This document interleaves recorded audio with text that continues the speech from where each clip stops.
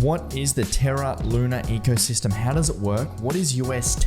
What is Luna? If you're asking these questions, you're exactly where I was about 3 weeks ago, not having too much of a clue about the Terra Luna ecosystem. I've been a big Ethereum bull for a long time and honestly haven't focused too much time in this ecosystem until recently. We're actually an owner of Terra in our long-term growth portfolio at Collective Shift, and it's done phenomenally well. And I've seen so much hype, so much excitement over the last few weeks about this project. So I thought I'd dive in. We're going to go on a bit of a learning journey together. If you're like me and haven't had too much of an insight into Terra Luna, or I'm not too sure how it works, this is the video for you. I'm going to cover what's going on in this ecosystem in the next 8 to 10 minutes so you can decide, is it a potential buy for you right now? So let's jump into it. First of all, Terra, trading about $90 USD, sitting at the number 7 mark on CoinGecko. Terra is up 337% this year, which is absolutely mind-boggling. In a market that has been pretty bearish over the last 4 or 5 months, Terra has continued to hit leaps and bounds, all-time high being $104. We're only about 10% away from its all-time high. Now, what is Terra? Terra is programmable money for the internet. Spend, save, and stake like never before. Terra is a public blockchain protocol deploying a suite of algorithmic decentralized stable coins which underpin a thriving ecosystem that brings DeFi to the masses. Basically, what they're trying to build is a decentralized stable coin across the whole world that isn't pegged necessarily to just one stable coin. So USDC, for example, is pegged to the US dollar. What Terra are building are stable coins that are tied into local currencies around the world. So UST is the most basic one, which we'll talk about today, which is just the US dollar backing stablecoin. But they've also built stable coins for different places around the world, like China, Mongolia, places like that. And the reason they explain this is important is because at the moment, if you were still to send US dollar stable coins from Africa to the United States, you'd still have to do the conversion swap. And there's still volatility in the stable coins. What they're building, you can have the Africa stable coin and the UST stable coin. And if you want to send US dollars to Africa, you can send that UST dollars. It switches into the African local stablecoin currency and it arrives in the African stablecoin currency. Just at a broad aspect, they're building not just one stablecoin, but a wide range of stablecoins. And they are building the fastest growing ecosystem in crypto in DeFi. Not only do they have this stablecoin, but they're also building a DeFi ecosystem around the project. There's over 90 total projects currently building on Terra, and they're really focusing on 3 core areas, all around money, and that being spend, invest, and hold. So what they're trying to do is not only have these stable coins, but build an ecosystem where you can not only spend your crypto, you can invest it, and you can hold it. And there's 3 core projects we'll dig into shortly. First of all, just going back to the ecosystem and understanding how it works, we've just spoken about the UST, the American stablecoin. That is also pegged to the local ecosystem currency called Luna. And Luna and UST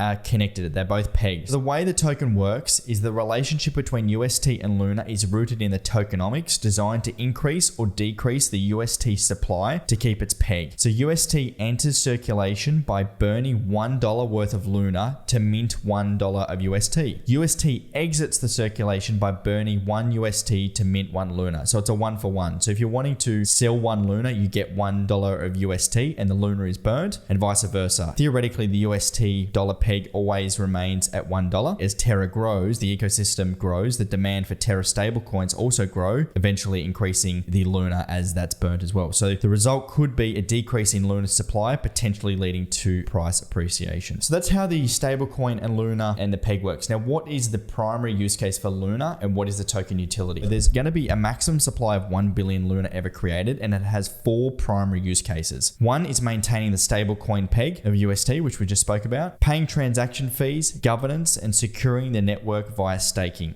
So with the Luna token, it fuels the ecosystem and drives all the revenue and fees that's used across the ecosystem. The 3 projects we spoke about before, Chai, Mira, and Anchor, are the 3 biggest projects on top of Terra. Chai is a payments network, and about 5% of Korea actually use this payment processing software. About 2.3 million total users, and it is cheaper and faster than credit card settlements, and users get discounts when paying Terra. The fees that are charged on Chai go back to Luna holders. Just like if MasterCard and Visa, if you were to use their payment processing, they receive the fees. Where on Chai, the Terra Luna token receives the fees. So Chai enables consumers to easily pay for items online by simply adding their bank account. Similar to the experience of PayPal, Chai has already partnered up with 15 major local banks to facilitate convenient fiat on and off ramp. Chai's launch is a first step towards achieving our shared mission of creating a world where people can transact freely. That means the elimination of unnecessary middlemen and fees to build and open a more transparent financial system. They're trying to build the most decentralized, used stablecoin in the world. The second one we're going to touch on is Invest, which is Mirror. They've used over $2 billion total value locked in 4 months. It's got 24/7 trading of fractionalized shares across the world and the ease of liquidity between crypto and equity. Here is the Mirror protocol, and we can buy synthetic replicas of the assets we want to trade anywhere in the world without needing to sign up for share companies or be regulated or have an account. We can own the Luna token and we can go and trade Airbnb shares, Amazon shares live here in the platform without buying the actual asset. So this is a synthetic asset. There's pros and cons to buying the synthetic asset. Obviously, you're not buying the real asset and you will probably pay a little bit of a premium, but also you can instantly switch it back to UST, for example, or buy this in countries where you might not be able to actually buy the asset. So there's a few countries around the world that you can't actually buy these assets because the countries aren't regulated properly. Synthetic assets give a really good way to enter the market without needing all those qualifications and accounts. Now, the third and probably most popular app on the Terra ecosystem is Anchor, the savings account. You can earn up to 20% yield on UST. It's already got over $1 billion total value locked in deposits and collaterals just over a month since its launch. And now Terra is actually number 2, having over $28 billion worth of total assets locked on the ecosystem. It's number 2 behind Solana, which is absolutely huge. Terra has the second largest total value locked of all layer 1 smart contract platforms out there, primarily driven by the strong performance of the Anchor protocol, consistently strong user growth and transaction value locked growth. As you can see, the 3 core areas of Terra are spend, hold, and invest, but there's also 90 other applications on the Terra ecosystem that you can go and explore. So let's just really nail it down to what are our bullish and bearish takes on Terra. It's got a clear point of differentiation, the stablecoins aspect, from the other layer 1 blockchains through their native stablecoin. If you believe stablecoins will be foundational to the cryptocurrency adoption, Terra is an exciting network. Strong TVL and community. TVL meaning total value locked. Terra has the second largest TVL of all layer 1 smart contract platforms, which is primarily driven by the strong performance of the Anchor protocol. Now I can back this up. Searching Terra on YouTube, there is so many people talking about this in the ecosystem. It's got one of the strongest communities I've seen. It's also got a strong community of influential crypto minds supporting the ecosystem, such as Delphi Digital and Galaxy Digital. Terra bulls will argue there is a legitimate value accrual mechanism to Luna's token design. And the way this works is that burning mechanism, as I spoke about. As you burn more tokens, the supply decreases, and as demand increases, it is deflationary and the token will go up. If Terra continues to grow, this could also cause UST to grow, increasing the burning of Luna for UST, decrease the Luna supply and push the price higher. What are the risks with Luna and Terra? It's not EVM compatible. So Terra is not compatible for smart contracts on Ethereum, cannot be copied and pasted into the Terra network. Businesses and companies wanting to build projects on top of Terra will need to start from scratch. The reliance on one protocol and unsustainable APY. Anchor has attracted total value locked by offering an APY of 20% on UST. Most of that TVL is paid through protocol reserves, suggesting that APY must be lowered. So actually taking the tokens out of reserves and paying for that APY. So that's probably not long-term sustainable. This will have an impact on Luna if the UST capital flees in the event of an APY, cuts more Luna and will enter the market, putting pressure on the price. A lot of fear around the Luna and Terra stability centers around UST maintaining its peg. UST is unbacked, so it can depeg and has done so before. Back in May 2021, where there was a lot of sell-off of UST and it actually lost its dollar peg. In response to this, the owners of Luna have actually gone and bought $1 billion worth of Bitcoin and are saying those funds will be used as collateral in the black swan event of UST decoupling its dollar peg. Terra is a very bullish project. There's a lot going on here. I love to see the ecosystem and the amount of businesses and people using the platform. Across the ecosystem, you can see real world adoption in their spending Chai platform, investing on the Synthetics Mirror platform, and also holding and earning yield on the Anchor protocol. We are still holding Terra in our long-term growth portfolio and will continue to be bullish on this project. Would I be buying at all-time highs? Maybe if you're bullish on this project, I'd be maybe dollar cost averaging in, looking for a pullback, looking for market conditions to correct. It has seen consistent steady growth over the last 3 months. It has risen nearly 100% in the last couple of months alone. I always am cautious when you're seeing that potential growth. I'm personally not investing in this right now because of that growth. I'll just see where things play out. If you are bullish, I'll be maybe dollar cost averaging in and seeing where the project continues to play out over 2022. But it is a really exciting bullish project and I'm really interested to see where the project goes. Thank you very much for tuning in. I know there was a lot to digest there. If you want to check out our bullish and bearish take and breakdowns of over 40 other crypto assets in our assets library, you can head over and sign up now. Our 14 14-day free trial. If you like these episodes, please like and subscribe. It really helps us grow the channel. And if you've got any comments or feedback or thoughts you have on the Terra ecosystem, please comment them below. I'd love to hear from you as always. Thank you very much. I'll be back again tomorrow.